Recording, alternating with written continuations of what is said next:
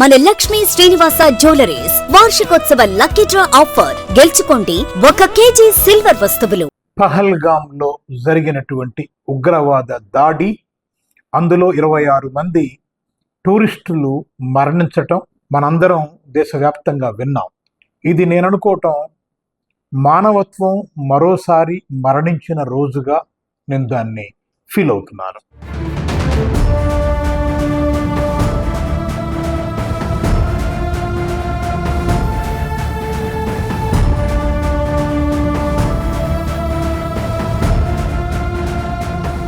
చాలా దారుణమైనటువంటి హేయమైనటువంటి దాడి ఇది. కశ్మీర్ ప్రాంతంలో, ప్రత్యేకించి పహల్గామ్ మినీ స్విట్జర్లాండ్ గా పిలువబడేటువంటి ఆ బైసరాన్ ప్రాంతంలో ఇవాళ అనేక ప్రాంతాల నుంచి వెళ్ళిన టూరిస్టులు అమాయకంగా హాయిగా సంచరిస్తుంటే పొదల మాటున దాగి అప్పుడే బయటకు వచ్చి పాయింట్ బ్లాంక్ రేంజ్లో తుపాకీలు ఎక్కుపెట్టి వారి పేర్లు అడిగి, మీరు పర్టికులర్గా ఫలానా రిలిజియనా అనే పేరుతో స్పష్టం చేసుకొని కాల్చి చంపి వెళ్ళిపోయారు.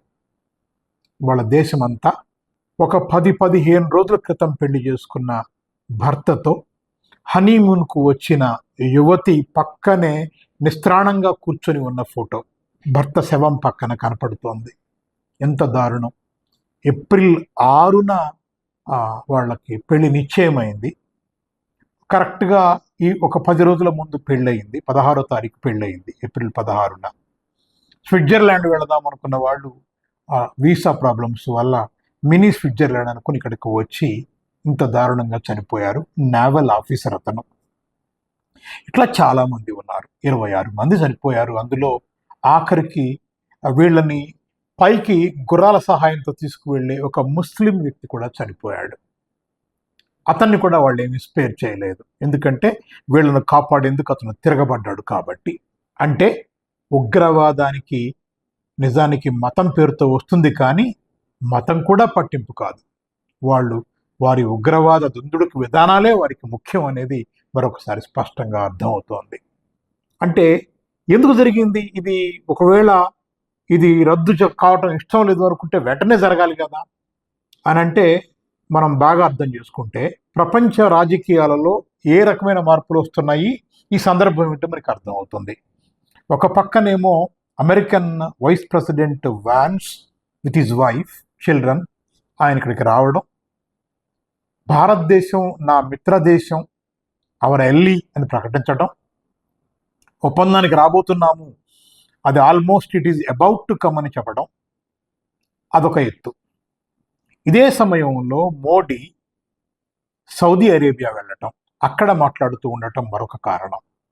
అంటే నిజానికి పాకిస్తాన్కు సంబంధించి చూసుకుంటే సౌదీ అరేబియా కానివ్వండి, లేకపోతే ఇతర ఇంకా అనేక కంట్రీస్, అక్కడ ఉండేటువంటి వెస్ట్ ఏషియాలో ఉండే కంట్రీస్ కానివ్వండి, అమెరికా కానివ్వండి, ఇవన్నీ ఒక రకంగా గతంలో పాకిస్తాన్ పక్కన పోలరైజ్ అయి ఉన్న దేశాలు. ఇవి ఇప్పుడు పాకిస్తాన్ని పట్టించుకోకుండా, దాంతో సంబంధం లేకుండా భారతదేశంతో మైత్రి నేర్పే ఒక చారిత్రక సందర్భంలో ఈ సంఘటన జరిగింది. అంటే మనం అర్థం చేసుకోవాల్సింది ఏమిటి అంటే, ఈ దాడి చేసినటువంటి ద రెసిస్టెన్స్ ఫోర్స్ టిఆర్ఎఫ్, ఇది టిఆర్ఎఫ్ అనేది it is nothing but A kind of army, Pakistan ఆర్మీకి సంబంధించినటువంటిది. ఒక లష్కరే తోయిబా అనేటువంటి ఆర్గనైజేషన్ యొక్క ఆఫ్ షూట్ ఇది. జైషే మొహమ్మద్ కావచ్చు, లష్కరే తోయిబా కావచ్చు, ఈ ఉగ్రవాద సంస్థలన్నీ కూడా అక్కడే పాకిస్తాన్లో సేదతీరుతూ ఉన్నాయి, అక్కడే వాళ్ళు రక్షణ పొందుతూ ఉన్నారు. ఈ నేపథ్యంలో ఇది జరగటాన్ని మనం ప్రత్యేకించి అర్థం చేసుకోవాలి. అంటే వాళ్ళు ఏం చెప్పదలుచుకున్నారు అంటే, కశ్మీర్ ఇంకా ఇష్యూ సెటిల్ కాలేదు, కశ్మీర్లో అంతా నార్మల్సీ వచ్చిందని మీరు అనుకుంటున్నారు, కాదు, రాలేదు, కంటెన్షన్ ఉంది, వివాదం ఉంది, మాతో మాట్లాడాలి, మీరు మాతో మాట్లాడాలి, ప్రపంచం కూడా మాతో మాట్లాడాలి. అమెరికా నెగ్లెక్ట్ చేయడానికి వీల్లేదు, సౌదీ అరేబియా లేకపోతే ఇతర ముస్లిం కంట్రీస్ నెగ్లెక్ట్ చేయడానికి వీల్లేదు, మీరు మమ్మల్ని మరీ బలహీనపడిపోయామనుకుంటున్నారేమో, కాదు, మమ్మల్ని పరిగణించండి అని చెప్పటం కూడా ఈ దాడి వెనక ఉన్న ఒక ఉద్దేశంగా మనం స్పష్టంగా అర్థం చేసుకోవాలి. వాళ్ళు ఆ రోజు చెప్పిన కామెంట్ ఏంటంటే, మా మీద దాడి చేసిన ఈ బెలూచిస్తాన్ లిబరేషన్ ఆర్మీ వాళ్ళు మఫ్టీలో ఉన్నారు, పంజాబీ భాష మాట్లాడుతున్నారు అని కూడా వాళ్ళు ఆ రోజున క్లెయిమ్ చేశారు. అంటే వాళ్ళు మాట్లాడేది ఏమిటంటే, ఇప్పుడు పెహల్గాంలో జరిగింది దాడి కాదు, ప్రతి దాడి, పే బ్యాక్. మీరు ఎట్లాగైతే కంపార్ట్మెంట్ తిరిగి పాకిస్తాన్ సైన్యం ఎక్కడా అని పట్టుకుని వెతికి మరీ చంపారో, మేము కూడా అట్లాగే ఇవాళ చంపుతాము, పోయి గో అండ్ టెల్ యువర్ మోడీకి వెళ్ళి చెప్పుకోండి అని అంటాము అనే పద్ధతిలో జరిగిన దాడా అని ఇవాళ ఒక అనుమానం కూడా చాలామందికి కలుగుతోంది. ఎందుకు ఇలా కలుగుతోంది అని అంటే, కొద్ది రోజుల క్రితమే Pakistan army chief Asim Munir Kakul military అకాడమీలో మాట్లాడుతూ, లైన్ ఆఫ్ కంట్రోల్, కశ్మీర్కి మనకి ఉన్నటువంటి లైన్ ఆఫ్ కంట్రోల్ దగ్గర మన ఫోర్సెస్ని మోహరించి ఉంచాల్సిన సమయం వచ్చిందని, కశ్మీర్ మీద మనకుండే ఇంట్రెస్ట్ని మనం ఎప్పటికీ వదులుకోమని, అది జగ్గులార్ వీన్ అని ప్రకటించాడు. కాబట్టి ఇది మనకి స్పష్టంగా ఆయన ఎందుకు దీని పట్ల అంత ఇంట్రెస్ట్గా ఉన్నాడో కూడా మనకు అర్థమవుతోంది.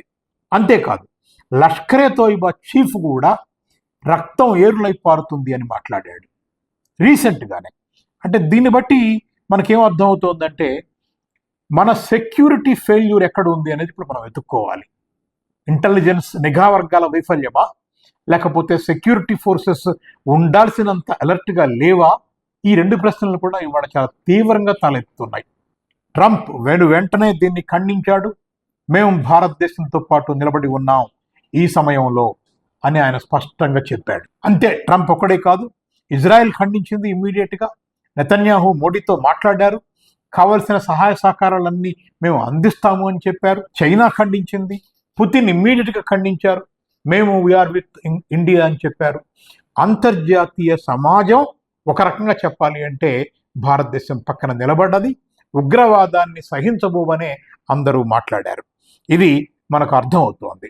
కాన్సిక్వెన్సెస్ ఏమిటి అని ఒక్కసారి ఆలోచించుకుంటే, మరి భవిష్యత్తులో ఏం జరగబోతున్నాయి అని ఆలోచించుకుంటే, ఇప్పుడిప్పుడే నిజానికి కశ్మీర్ నార్మల్సీకి వస్తోంది అని వింటున్నాం మనం. ట్రావెలిస్టులు విపరీతంగా పెరిగారు, టూరిస్టులు బాగా పెరిగారు, లక్షల సంఖ్యలో టూరిస్టులు వస్తున్నారు.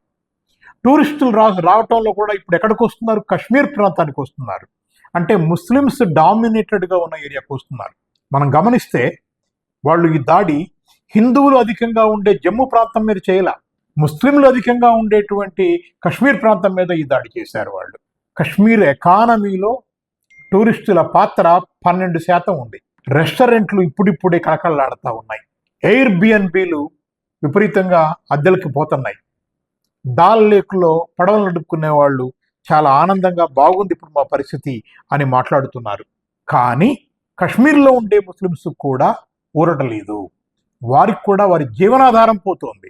ఎందుకంటే నెక్స్ట్ 3 monthsకి ఉండేటువంటి బుకింగ్స్ అన్నీ క్యాన్సిల్ అయిపోయినాయి ఇవాళ. ఎప్పుడైతే ఈ దాడి జరిగిందో ఆ దాడికి దగ్గరలో ఉన్న ఇంకా అనేక బృందాలు, ఒక తమిళ బృందం ఉంది 50 మందితో, ఇంకొక 40 మందితో కర్ణాటక బృందం ఉంది, ఇంకా తెలుగు వాళ్ళు వెనక ఉన్నారు, రకరకాల ప్లేసుల్లో ఉన్నారు వాళ్ళందరూ. కాసేపట్లో అక్కడికి వచ్చేవాళ్ళు వాళ్ళు కూడా. వాళ్ళందరూ టక సేఫ్ ప్లేసెస్కి వెళ్ళిపోయారు. లోయ మొత్తం ఖాళీ అయిపోయింది, కార్లన్నీ బయటికే పరిగెత్తాయి. ఇప్పుడు ఆల్మోస్ట్ నిర్మానుష్యంగా ఉన్న పరిస్థితికి వచ్చేసింది. మొదటిసారి స్వచ్ఛందంగా కశ్మీర్ లోయలో కూడా అందరూ తమ షాపులన్నీ మూసివేసి రోడ్ల మీదకు వచ్చి ఈ సంఘటన పట్ల నిరసన ప్రదర్శనలు చెప్పారు. ఇవాళ ఆల్ పార్టీ మీటింగ్ జరుగుతోంది. మోడీ బీహార్ నుంచి ఒక చాలా స్ట్రాంగ్ వాయిస్ని ఇంగ్లీష్లో చెప్పారు. ఎవరు చేసినా ఈ టెర్రరిస్టుల్ని వదలం, వారిని వేటాడతాం, ఇంతకింత చెల్లిస్తాం, వారు భూమి అంచుల వద్దకు వారి కోసం వెళతాము అని కూడా చాలా గట్టి ప్రకటనని మోడీ ఇచ్చారు. మనది భారతదేశం పాకిస్తాన్లో ఉండేటువంటి రాయబారుల సంఖ్యను కూడా సగానికి సగం కుదించేసి రమ్మని చెప్పేశారు. పాకిస్తానీయుల్ని వెంటనే దేశం వదిలిపెట్టి వెళ్ళిపోవలసిందిగా 48 గంటల్లో ఖాళీ చేయమని చెప్పేసి స్పష్టమైనటువంటి ఆదేశాలు ఇచ్చారు. పాకిస్తాన్ ఆర్మీ అండదండలతో కొంతమంది తీవ్రవాదులు చేసిన దాడి ఇది. ఈ దాడిని మనం దాడిగానే చూడాలి. దానిని ఎటువంటి పరిస్థితుల్లో ఎలా మట్టుబెట్టాలి అనేది ఆలోచించాలి. బహుశా బాలాకోట్, ఇంతకుముందు పుల్వామా అటాక్ జరిగినప్పుడు మనకి ఎట్లాగైతే వెనువెంటనే మళ్ళీ మనం తిరిగి బాలాకోట్ మీద దాడి చేసి దానికి ప్రతీకారం తీర్చుకున్నామో, వారి ఆయుధ స్థావరాలని నాశనం చేశామో, అట్లాగే బహుశా ఖచ్చితంగా ట్రేస్ చేస్తారు, వీళ్ళని మట్టు పెడతారు. అటువంటి స్నైపర్ డాగ్ అటాక్ లాగానే ఉండాలి కానీ, ఏ కైండ్ ఆఫ్ స్నైపర్ అటాక్ లాగానే ఉండాలి కానీ, టెర్రరిస్టుల్ని మట్టుబెట్టాల్సిందే, తప్పు లేదు. కానీ ఏదో ఆల్ అవుట్ వార్కు వెళితే యుద్ధంలో విజేతలు ఎవరు ఉండరు, ఇద్దరు ఓడిపోతారు. అది తీరని నష్టం అందరికీ కలగజేస్తుంది. ఈ విషయం కూడా మనం జ్ఞాపకం పెట్టుకోవాలి. ఎందుకంటే ఇవాళ ఈ ఉద్రేకంలో, ఈ క్షణంలో మనకి అట్లా అనిపిస్తుంది. కానీ మనం ఒక శాంతి కాముక దేశంగా, ఈ దేశం ప్రజలందరి పట్ల ఒక సమదృష్టితో వారు చేసిన పనిని చాలా నీచమైనది, దుర్మార్గమైనది అని మనం చిత్రించగలిగాము. ఆ మేరకు ప్రపంచ మద్దతు సంపాదించగలిగాము. మనం అట్లాగే దాన్ని తగ్గట్టుగానే ట్రీట్ చేసి దాన్ని ఎదుర్కోవాలి.